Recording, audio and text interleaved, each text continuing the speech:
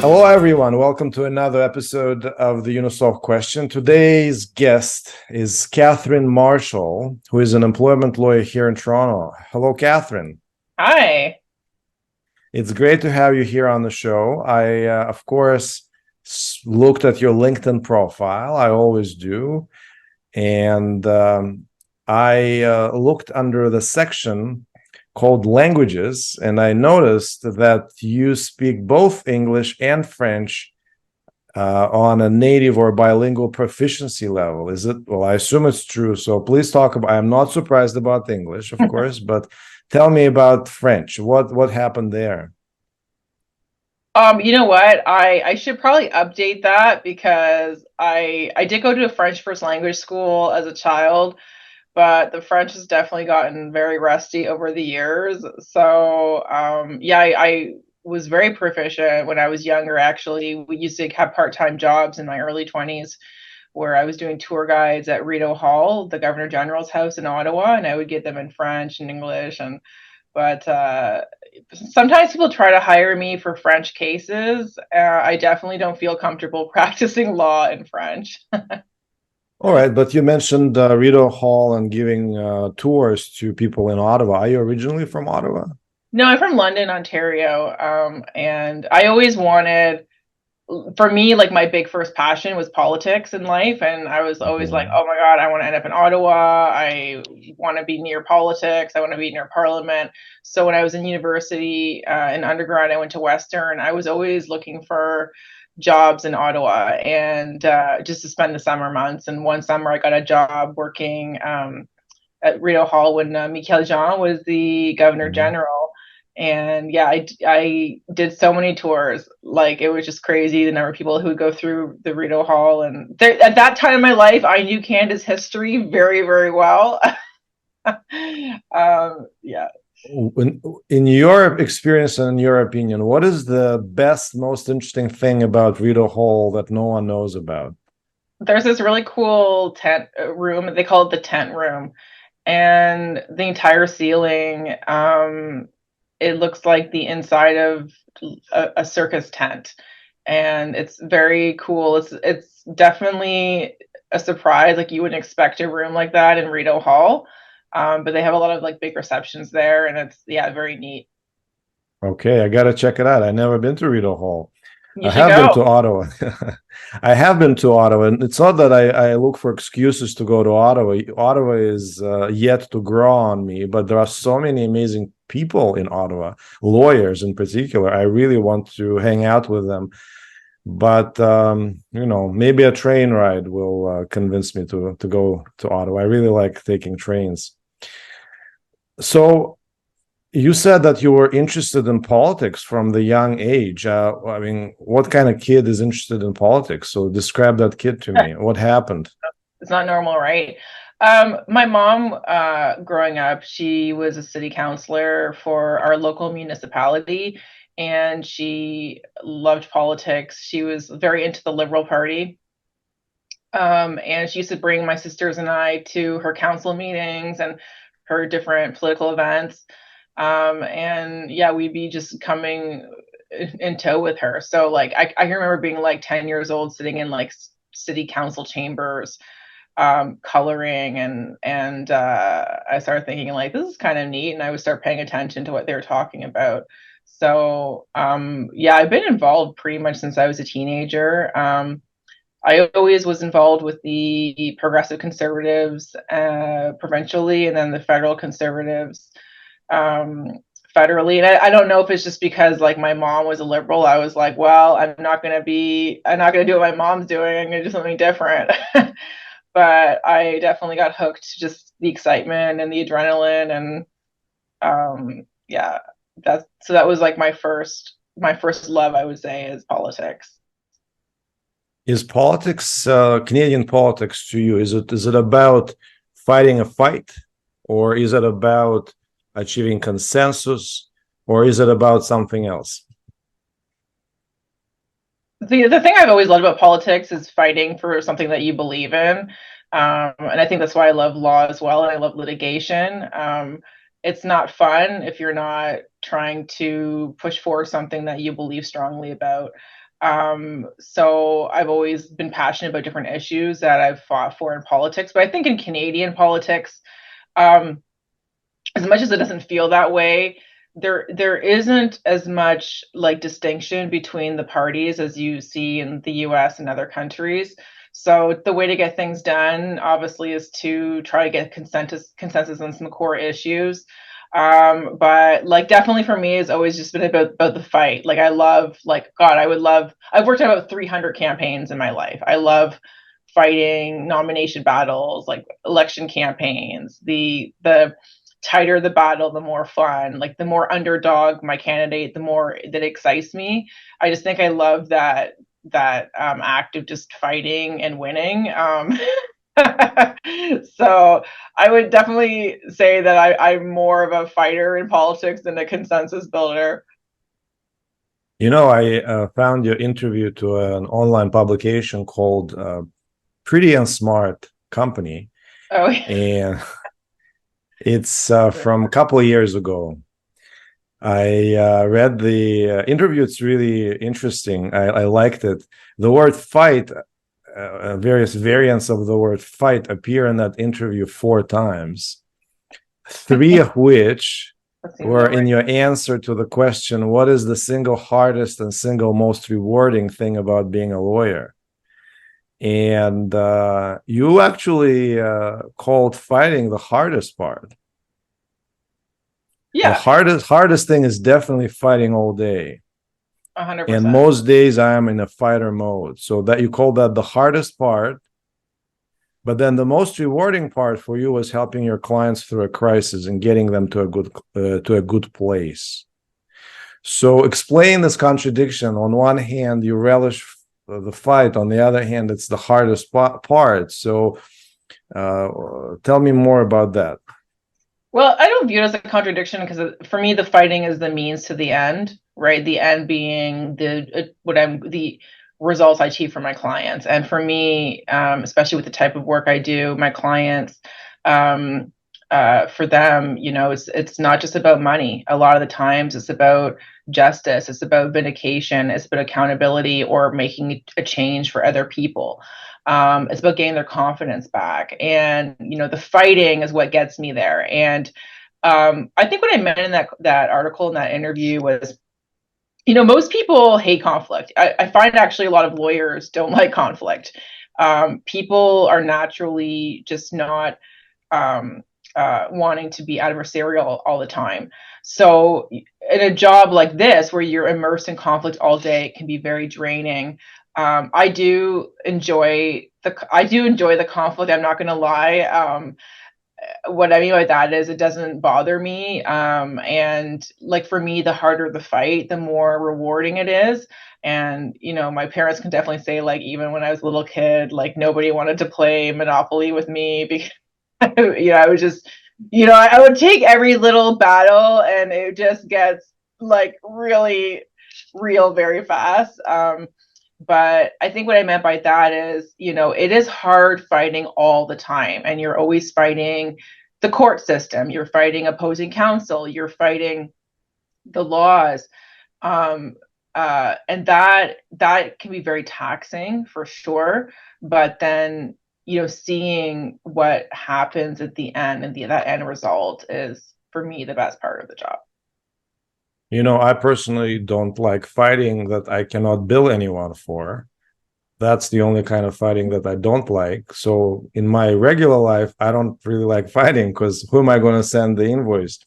But jokes aside, knowing what you just said about the costs of the daily fight, I hear you and I feel those costs. What is your method for dealing with this cost? What is your method for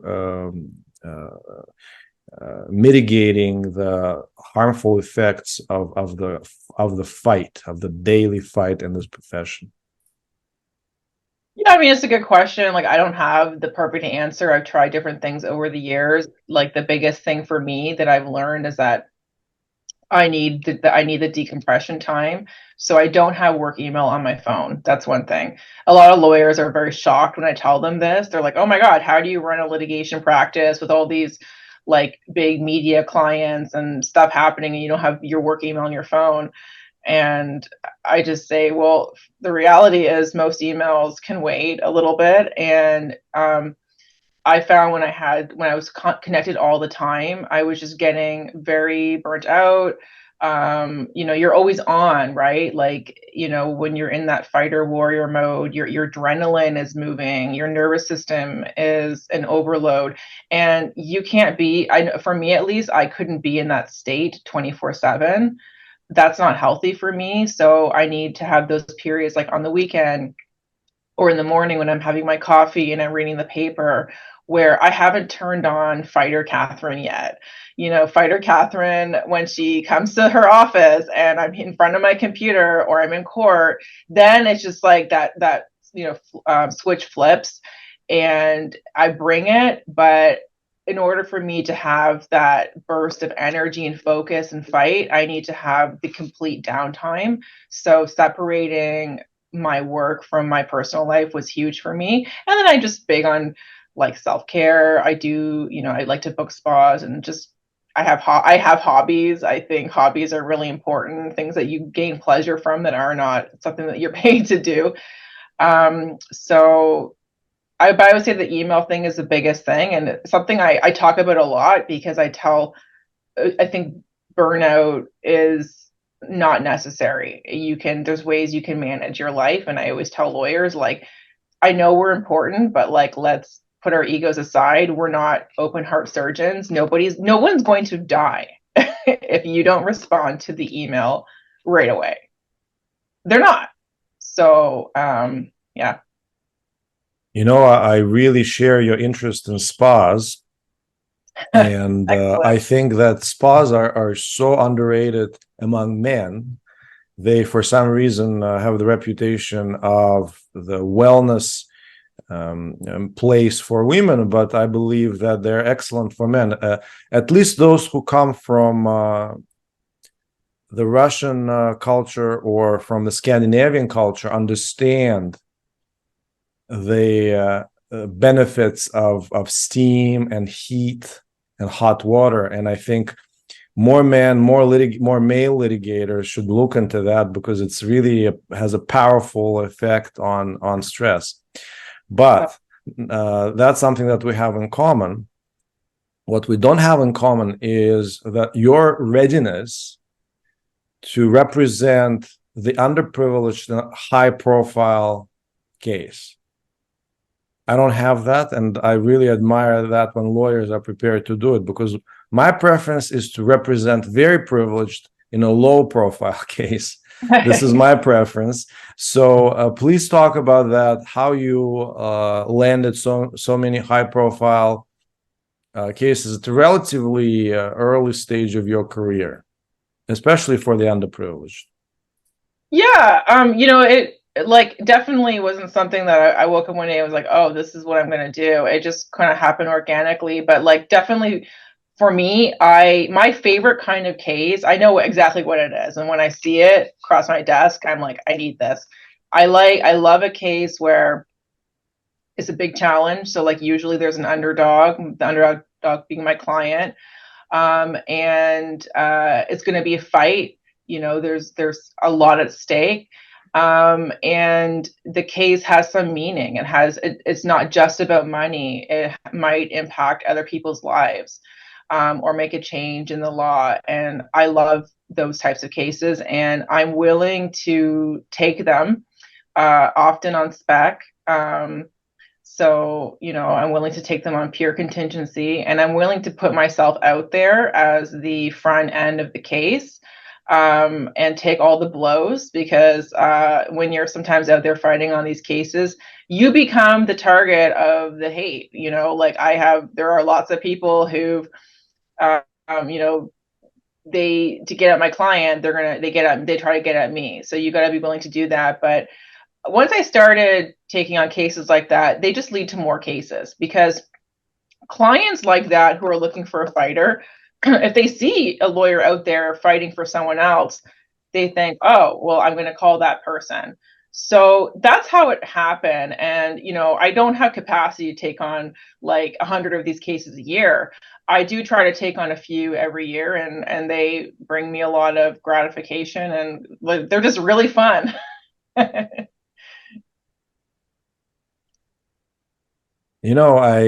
want to go back to your Pretty and Smart interview.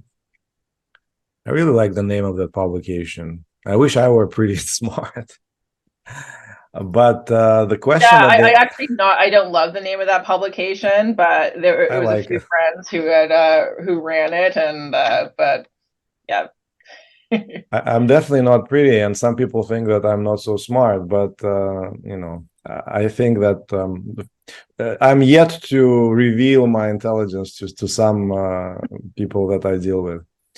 So anyway, the question that attracted my attention and your answer was your biggest role model.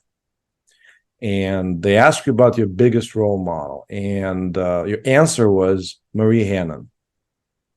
I know Marie Hannon. I interviewed Marie Hannon on the show, and I'm really curious what qualities in Marie Hannon you want to emulate. What is it about her that makes her a role model for you? Why she is your role model? Yeah, when I think of role models in law, I always think of her because she's a fighter. I've always loved that she is a really tough fighter, and she doesn't seem to give a crap about what people think about her. And I love that she's very unapologetic, and she'll take on cases. Again, she'll take on those underdog cases, or those cases where society seems to be totally against her client or against her, and she'll go out there and she'll do her work, and she'll be amazing at it. And I really admire that about her. And of course, I love fashion, so I love that she has this flair for style too. And there's often been this, I think, societal expectation on female lawyers that, okay, we have to be super masculine because this is a masculine industry, and if you're going to be a tough litigator, you can't have pretty nails or crazy hair or wear designer couture. I love that she, again, because she doesn't care what people think about her, she's like, hey, clothes bring me joy, I'm going to wear what I want. I'm the same way. Like I'll wear like pink stilettos to court because it makes me happy. It brings me joy. And I love kind of that feminine side of my personality because I do have a very masculine role. But I just love how badass she is. I have her book in my office. I had her sign it. I went to one of her book launches, and yeah, I've ended up having a few cases against her firm, of course, because I act for a lot of sexual assault survivors. So I've battled it out with her firm before, and lots of great lawyers there. Yeah, quite a few of them were guests of the show, including one of my favorite interviews, Danielle Robitaille. So you talked about wearing pink stilettos to court, and you talked about your feminine side. And of course, when you say things like that about yourself, you're not really addressing women, you are addressing men. Women don't need you to explain to them your interest or preference in wearing the pink stilettos or being a woman. Women already understand that. So to me, you're trying to explain something to men because men, they don't get it. They don't understand something about women. So do you think it's a fair way for me to look at it? Are you addressing men? Are you trying to send a message to the male part of this profession? And if you're trying to send a message to the men in law, what other things do you want to tell them besides the fact that women should be allowed to wear pink stilettos because women want it, right? Which is, to me, it's obvious. But besides that fact, what other things do you think women should educate men about in this profession? I mean, look, when I talk about my love of fashion, that's not directed at any gender. That's just me talking about something that I personally love. I know lots of men who love fashion too. I work with one of them, Howard Levitt. He wears more designer than anyone I know. Um, but it's just something that brings me joy. But look, law is a very male-dominated, misogynistic profession. I don't know one single female lawyer that doesn't have just a long line of stories of misogyny or sexism that she faced in the profession. Prior practice, you can go look at any big firm and take a look at who is in the equity partnership, and it's going to be sometimes 80, 90% male. And It's just simply fact. It's not my opinion. It's just facts. I think that there was a time in my career where I cared what other lawyers thought of me. I don't care about that anymore. um, I've had lots of like old male lawyers over the years say very sexist, offensive things to me, and I've always hit back. I just find it amusing now. But I think that what I would say to men in the profession is, be a true ally to women, and the way to do that is to not expect them to be just like men. Everyone's got their own, everyone's got their own skill, their own flair, their own talent. I used to get a lot of criticism early in my career from always men for being too aggressive. I think that there still is this expectation that exists for a lot of women in law that we still have to be appeasing, we still have to be a certain way. Women are socialized from childhood to be a certain way, to be nice, and no one ever questions a male litigator if he's really hardcore and aggressive. That's the job. That's a good thing. But for women, we get a lot of criticisms for it. So I think that, you know, understanding and acknowledging that would be one thing to keep in mind. But it's there. I see it all the time, and I have plenty of lawyer clients. I act for a lot of female lawyers. The firms don't often know I'm there in the background. But I've seen a lot of horrible stuff. So changes still need to be made. Well, we can also probably agree that women are different. There are different women out there. There are women who are naturally nice. There are women who are naturally soft. And my question to you is if that's also potentially a secret weapon that women litigators can have, because your approach perhaps is one of the approaches, unless you think it's the only one. So this is what I wanted to ask you about. Do you think it's your personality that makes you naturally good at fighting and predisposed to fighting, or do you think this is really the best way to litigate and other ways are inferior? What do you think about that? Oh, wait, I think every lawyer has a different style. I think law, like one of the things with law is that it's very subjective. Every lawyer does things a bit differently. I don't think my way is the only way or the best way. It's just the way that works for me. And it's always been effective for me, but it's my personality. Like I think when I started to be very successful in my job, it's when I really decided to be authentic to who I am. I go out there and I say stuff. I'm on Twitter. I'm saying, I'm very opinionated. I am not afraid to talk to the media. I don't like, there seems to be a lot of lawyers who are like, oh, don't talk to the press on your cases. Or if you do, just be very, say one or two things. Like, no, I'm out there and I just rip right into it. I don't really follow these rules that seem to exist. And what I would say to any lawyer, whether you're a male or female, is just practice in the way that you feel is the most authentic to who you are. I know lots of great litigators who are not aggressive. My dad was one of them. He's a judge now, but he was a family litigator, and he is not an aggressive personality, but he was very strategic in how he did things. He did it his own way. So, but I definitely think that women are socialized to be nice and socialized to be appeasing, and that translates into law. And I've been on many cases actually recently where I'm in court and there's like this male senior partner on the other side, and we've been battling it out, this whole case. And I finally meet for the first time his female associate who's been clearly doing all the work.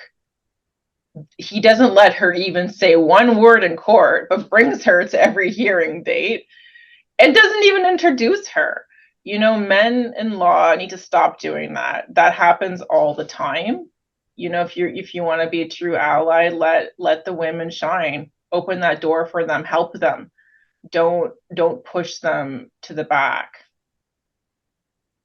You used the word ally several times today. That word comes from military lingo. Do you think men and women have been or are at war? No. That's a good answer. Let's move on. I don't think that they're at war. No. Let's move on. But I think there's many issues that are pervasive in society that are gendered and that apply to women. And those are the issues I've always fought for in my career, like sexual violence, domestic violence, misogyny. There is femicide that is happening in this country. We have an epidemic of women being murdered in domestic situations. We have a legal system that doesn't take those types of crimes seriously. If you look at like how many missing and murdered Indigenous women and girls there are in Canada, that is sexism, and that's also racism. But in that sense, I think that the men who have run politics in this country for many years have not paid enough attention to these issues. So hopefully, as more women become leaders in this country, we can see changes. You talked about media communication for lawyers and in law practice. This is an interesting topic. It's really, I think, an undercover topic in law practice, perhaps because most lawyers don't have the high profile, don't do the high profile work that you do. And you mentioned talking to the media, but about your cases. But besides talking to the media, you actually did quite a bit of writing in the media. You wrote quite a few opinion pieces for a National Post over the course of, I would say, a couple of years, if I'm not mistaken. How did you get into that? Yeah, so I've always been interested in writing. I started writing when I was in law school. I would write pieces for my law school newspaper. I then started writing. I was practicing law in Vancouver as an articling student, and I started writing for just one of our local like daily newspapers, and that just translated into, the thing is, like, the more you write and the more media you do, the more comfortable you get and the more opportunities come your way. So that was always just me pitching ideas and wanting to have a voice and, wanting to speak about things that I cared about. And I think probably that experience has helped me, not be intimidated by the media. I think where a lot of lawyers get nervous talking to the media is, of course, you're always very scared that you're going to say something wrong or put your foot in your mouth or perhaps say something defamatory or that could get your client in trouble. And, once you've done a bit of media, those anxieties go away a little bit. But for me, what I've learned with the media is that we cannot rely anymore on the court system to get justice. It is dysfunctional. It is actually totally broken. Court dates, you're never going to get them. It's years. There was a case the other day I saw in the press about a rapist getting off because there was too many delays in the court system. So there has to be other ways to get justice for clients, and one of the ways I've discovered is to bring cases into the public sphere, and that is really by necessity, because if you just rely on our court system, in many cases you're not going to get anywhere, and you're going to just get your client a giant bill for no results. So I use media strategically. I only go to the media probably in a small percentage of my cases. Most of my cases you'll never hear about. But I use it very strategically. And it's always something that the client is very much pushing and comfortable with. I never want to put a case out there if the client is not prepared to be, public and front and center as well. This is something that is probably related to your political views. And the interesting thing is, if anybody has listened to you so far, they would peg you as a left winger, because a lot of the things that you say, I think that they are commonly associated with the left wing of the political spectrum.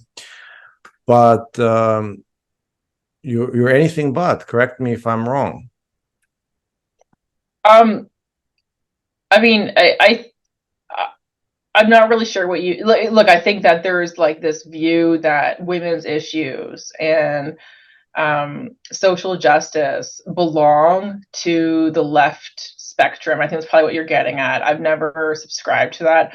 I've always been someone who if I believe in something, that's just my belief. I don't really put myself in a certain. I'm not like, oh, I'm going to be left wing on all issues or right wing on all issues. There's lots of issues where I don't agree with the Conservative Party or the right about. There's lots of issues where I'm probably more leaning to the left, but I'm someone who cares about human rights, but I also care about the freedom to choose. I also care about low taxes. I care about not having my kids funding the debts of my generation. So I'm probably a little bit all over the place, to be honest with you. But yes, it surprises many people when they find out I am conservative politically. Right. So do you think there is something wrong with our political system? Because our political system has two square pegs, and you must fit into either one or the other. And if you don't, you're out of luck. And then we call ourselves a democracy because we offer the population some semblance of a process, but are the outcomes really democratic? And maybe, I don't know, we're getting off the legal topics at this point and getting into the political science topics, but I have a suspicion that you're qualified to talk about it. I'm like, look, I think there's so much overlap in law and politics, which is why you see so many lawyers running for office. There's a huge overlap.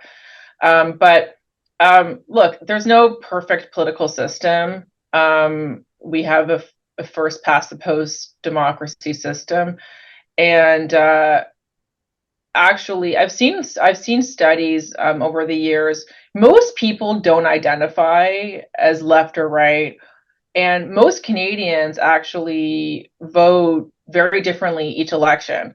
Most people are all over the place, and if you only go on Twitter, you would think that like we have a society where everyone is just at odds with each other and everyone has really firmly planted beliefs, but it's a very small percentage of people who are out there screaming their views on the internet.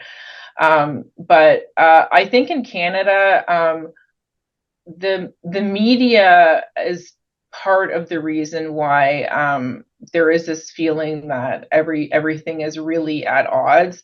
I've worked on campaigns where I worked on the federal conservative campaign in 2019. My husband was running the election for the conservative leader. And so I was very involved in that campaign, and I saw behind the scenes how everything was playing out. And I was, I was there when like the blackface bomb dropped. And I remember at the beginning of the campaign, the media, all, CBC, CTV, all of them said, oh, this is going to be an election about issues. We're going to talk about healthcare. We're going to talk about the economy and housing. And what happened during that campaign? Literally every single day, the media was focused on what 10-year-old tweet a political party dug up from a campaign, another candidate, to embarrass them, or these like trivial issues that didn't really matter, but it was very clickbaity. And the important issues don't end up getting properly addressed in campaigns. Just they're not sexy. They're not fun to write about.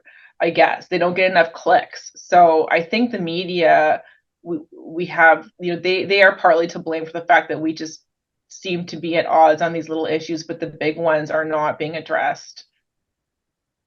So now I have a question about the effect of your style, the effect of your media presence, the effect of your, let's call it, content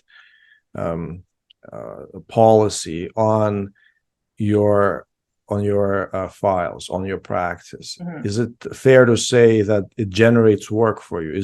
We're all interested in how lawyers get work. We're all interested in how lawyers get clients. Do you get clients? Do you bring clients to your firm? Does your firm give you all the work? How does that work? Tell us more about it. Yeah, I mean, most of my work comes by way of direct referrals to me. And it's really, I think, the result of my profile. So I'm out there fighting on big cases. And so when you're out there, people hear about you and they send work your way. So that is how I've gotten work the past few years.